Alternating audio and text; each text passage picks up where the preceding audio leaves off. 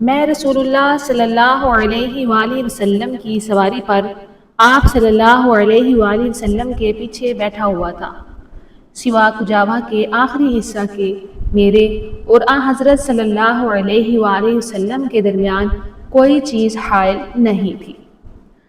حضرت صلی اللہ علیہ وآلہ وسلم نے فرمایا، اے معاذ! میں نے عرض کیا، لبیک و سعدیک یا رسول اللہ صلی اللہ علیہ وآلہ وسلم۔ پھر تھوڑی دیر حضرت صلی اللہ علیہ وآلہ وسلم چلتے رہے، پھر فرمایا، اے معاذ! میں نے عرض کیا، لبیک و سعدیک یا رسول اللہ صلی اللہ علیہ وآلہ وسلم۔ پھر تھوڑی دیر مزید حضرت صلی اللہ علیہ وآلہ وسلم چلتے رہے، پھر فرمایا، اے معاذ! میں نے عرض کیا، لبیک و سعدیک یا رسول اللہ صلی اللہ علیہ وآلہ وسلم۔ فرمایا، تمہیں معلوم ہے کہ اللہ کا اپنے بندوں پر کیا حق ہے؟ میں نے عرض کیا، اللہ اور اس کے رسول صلی اللہ علیہ وآلہ وسلم کو زیادہ علم ہے۔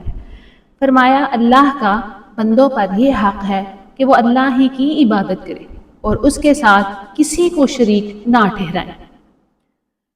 پھر حضرت صلی اللہ علیہ وآلہ وسلم تھوڑی دیر چلتے رہے اور فرمایا، اے معاذ بن جبل! میں نے عرض کیا، لبیک و سعدیک یا رسول اللہ صلی اللہ علیہ وآلہ وسلم۔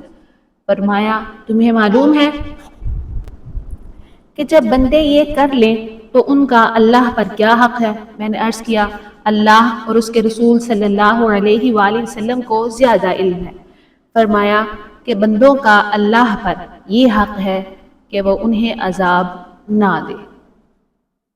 صحیح بخاری حدیث نمبر 6500، کتاب دل کو نرم کرنے والی باتوں کے بیان میں، سٹیٹس صحیح۔